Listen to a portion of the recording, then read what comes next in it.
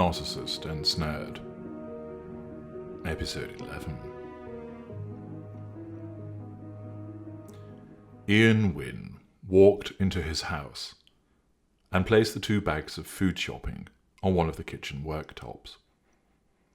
It was now the new year, and he was waiting to see Ashleigh for the first time into the new year. He had enjoyed the visit to his parents and family. They had spent New Year's Eve at his parents' house, with various neighbours and friends joining them in a party.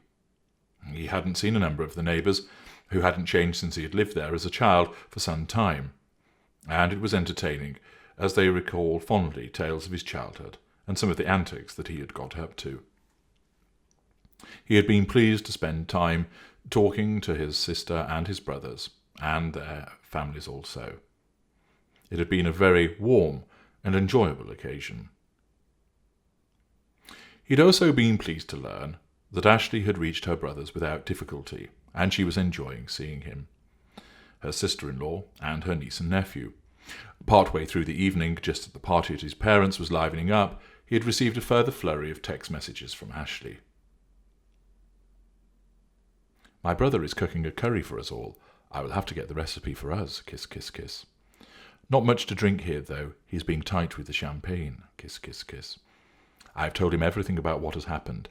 He is behind me. Kiss, kiss, kiss. I have told him about you. I think he likes you. Kiss, kiss, kiss. If only we were together tonight. I miss you so much. Kiss, kiss, kiss." Wynne had not noticed his phone chiming amidst the noise of the music in the large living room, and further he had been engrossed in conversation with Mr. Davies from next door as they discussed when a water pipe had burst when an extension was being built, and the Irish builder had panicked. This had caused his already thick accent to become heavier, meaning nobody could understand him as he ran from door to door seeking help. Wynne finally noticed his phone and had typed in reply to Ashleigh. "I miss you too. I wish you were here, but glad you're enjoying yourself. Kiss, kiss, kiss. I've been looking at rings." "Oh yes, I have seen the engagement ring I want from you." "Is it a big rock?"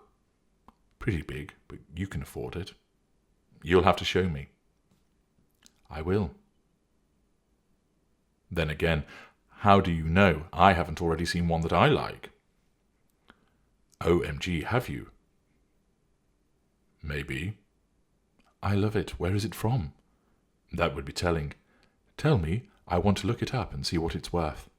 "No, it will spoil a surprise." "Tell me, Ian." "No, we will do it together." "Okay. I love you. I love you too." As always, the messages contained 3 kisses at the end. He had then rejoined the conversation, feeling elated at the content of the messages. Wynne had driven back to the city on New Year's Day so that he could attend the football with his friends, albeit his team suffered a shock 1-0 defeat. The goal was scored late on and was offside, but this did nothing to ease his irritation at the result. Still, his side remained top of the league, but had missed the chance to open up a larger gap over the pursuing pack. The defeat hadn't dented too much the evening out with his friends, which had proven most enjoyable as they caught up, talking about what everybody had been up to over Christmas and New Year. Now, at home, Wynne began putting the food and drink that he'd bought away in the cupboards, as he contemplated when he would hear from Ashleigh. She had sent him messages during the morning as she packed to return home, and then when her brother was driving them to the airport. It appeared that Peter was interfering. Originally, Ashleigh had arranged for her parents to collect the children from the airport, and then Ian could then come and pick her up, allowing the pair of them to have the afternoon together, as Peter would be taking the children for a few hours. Peter had insisted, however, that Ashleigh return to the house to conduct the handover, and for it not to be done by her parents. She had given in, and therefore had sent a message to Wynne that she would drive up and see him as soon as she had handed over the children. Wynne was mildly irritated, as this meant their time together would be lessened in time, but he raised no protest. Her flight had landed just before midday, and he ascertained that she would be home by about 1 p.m, and should be in a position to reach his house by roughly 1:45. It was now just before 3 p.m, and he wondered what had occasioned the delay this time. He tried hard to remain calm about it, since he reasoned something must have happened to delay her, but he just wished that she would let him know. He gained the distinct impression that Ashleigh really seemed oblivious to everyone else when it came to timekeeping, and, if anybody spoke to her about it, she would automatically become hurt and irritated. "Speak of the devil," remarked Wynne out loud as his phone rang. "Hello, how are you?" he asked. "I'm not so good. Peter's had a right go at me," said Ashleigh. She sounded frightened. "Why? What has he done?" "Can you come here? I'm not up to driving." "Yes, of course," answered Wynne. "Thanks. I'll tell you about it when you get here.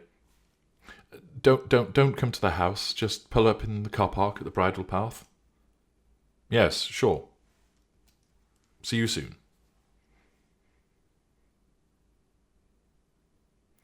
40 minutes later, Wynne was parked further up the road from the entrance to Ashleigh's road. She had joined him in the car park and then instructed him to drive away from the village into the countryside, and on the basis that she was worried that Peter might reappear and see them together. The light was already beginning to dim as they looked out across the barren fields, bare trees in the distance reaching up into the sky.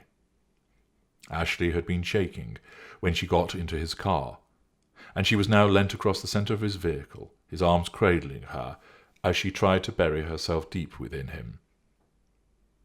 Wynne held her like this for 10 minutes, neither of them speaking, only the occasional bird calls breaking the silence that surrounded them.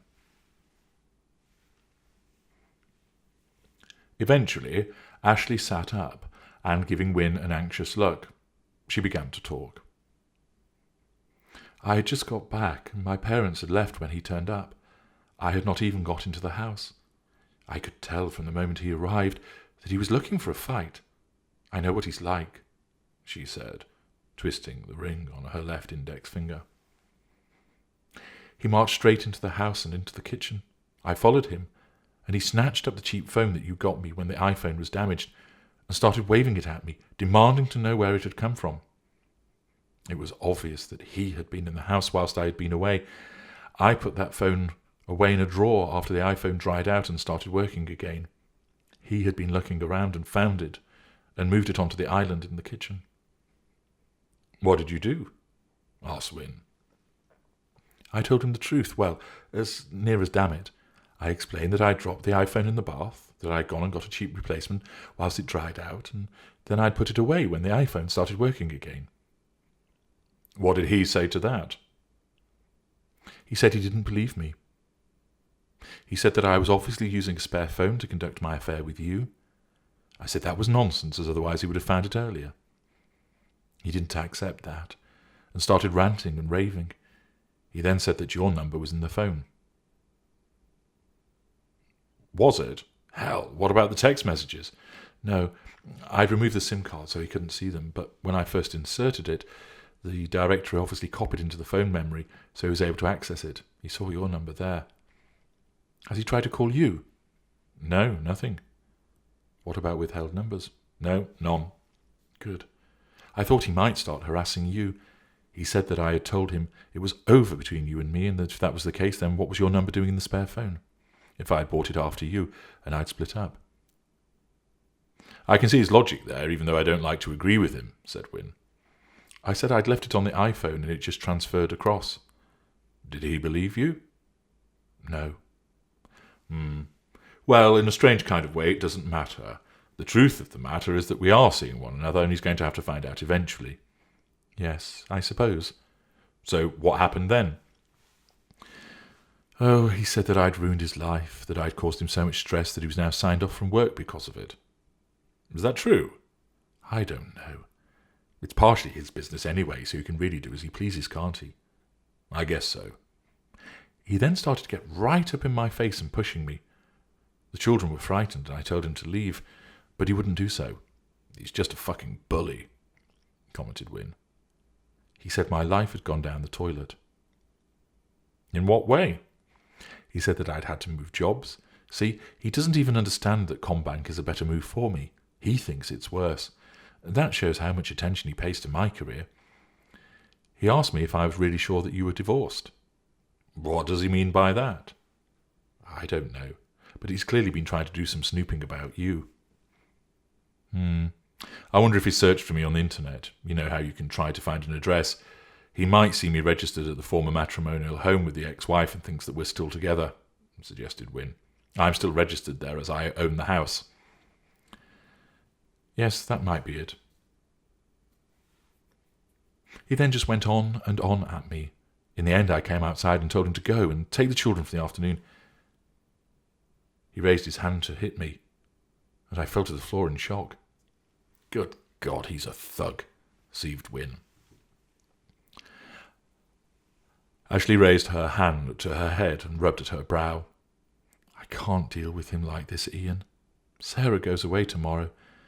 My parents will help, but I have the children more or less to myself, and Amelia is not due back at school for nearly another week. I wish you could help me. You know I will in any way that I can, but it'll confuse Amelia if I start coming to the house often, explained Wynne. I could tell her why, offered Ashleigh. Wynne shook his head. It isn't fair on her, and if he gets wind of it, he'll only try and use it. I don't care. I need you with me. I know, but he could use it against you in respect of the children, explained Wynne. I will take that risk. I need your support down here, Ian. I'm frightened of what he might do to me after today. When is he coming back? 6 o'clock. Do you want me to wait nearby? Offered Wynne. I do, but I just think it'll inflame matters. I'm not scared of him. I know you're not, but I am. You said he pushed you this afternoon. Ashleigh nodded. Well, that's assault. I'm sure that the police will take an interest allied to the fact that he was aggressive and he did so in front of the children. Do you think so? Yes, you should report it. Ashleigh went quiet and looked out of the window. Sometimes I just want to curl up and never wake up. Don't say that. The world needs Ashleigh Havenia. Maybe, but does Ashleigh Havenia want the world? You want me, don't you? Of course I do, yes. There you are. And, of course, far more importantly, you have your children. They need you more than ever. Yes, you're right. You always know the right thing to say. I'll be fine. I've been through worse. I think. I guess. I thought he was accepting what had happened. Evidently he hasn't with today's performance. Let's talk about something else. I'm sick of his polluting influence around me. Tell me something good. Tell me something nice. Wynne smiled and kissed her on the forehead as he still held her hand and began to tell a tale of where they would marry. This made Ashleigh smile, and she gazed up at Wynne in admiration as he spoke.